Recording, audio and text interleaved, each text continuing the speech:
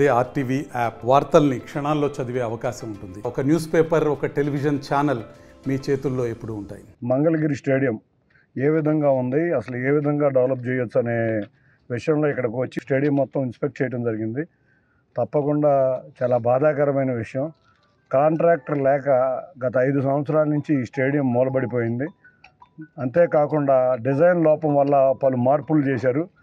వీటిని అర్జెంటుగా ఇవాళ కాంట్రాక్టర్తో సెటిల్ చేసుకుని స్టేడియంని మళ్ళీ మొదలు ప్రారంభించాలి. ముఖ్యంగా అమరావతి ప్రాంతం, రాజధాని ప్రాంతం, ఈ ప్రాంతంలో ప్రజలందరూ కోరిక ఒక అద్భుతమైన ఇంటర్నేషనల్ క్రికెట్ స్టేడియం చూడాలని అనుకుంటున్నారు ఎప్పటి నుంచో. కానీ ఒక్క అడుగు కూడా గత 5 సంవత్సరాల్లో వేయలేకపోయింది ఈ స్టేడియం.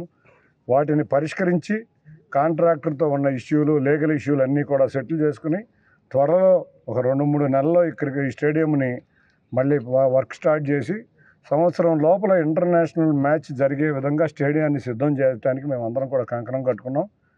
ఇవాళ నిజంగా స్టేడియం పరిస్థితి చూస్తే చాలా బాధాకరంగా ఉంది. ఎందుకంటే ఎన్నో 10 సంవత్సరాల నుంచి ఈ స్టేడియం పని జరుగుతుంది. ఈ ప్రాంత వాసుల యొక్క కళ, ఈ కళను నిజం చేయడానికి మేము గత 5 సంవత్సరాల నుంచి ఒక్క పని కూడా చేయలేదంటే మనం ఎంత కక్షపూరితంగా గత ప్రభుత్వం వ్యవహరించో మనం అర్థం చేసుకోవచ్చు. తప్పకుండా ఈ స్టేడియాన్ని తీసుకొచ్చి ఇక్కడ ప్రాంత ప్రజల ఆశయాలు అనుగుణంగా స్టేడియాన్ని సిద్ధం చేయబోతున్నాం. ఇప్పుడు ఏమేమి డిజైన్ మార్చాలండి?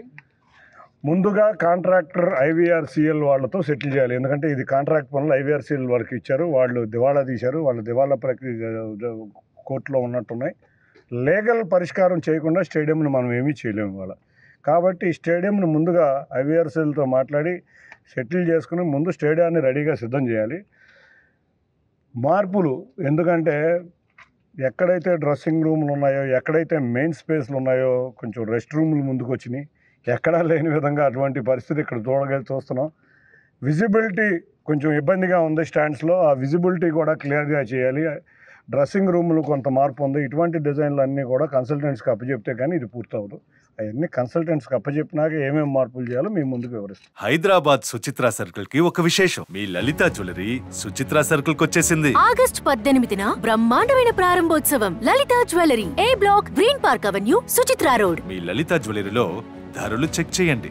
డబ్బులు చాలా చాలా ఆదా చేస్తారు. డబ్బులు ఎవరికి ఊరికే రావు.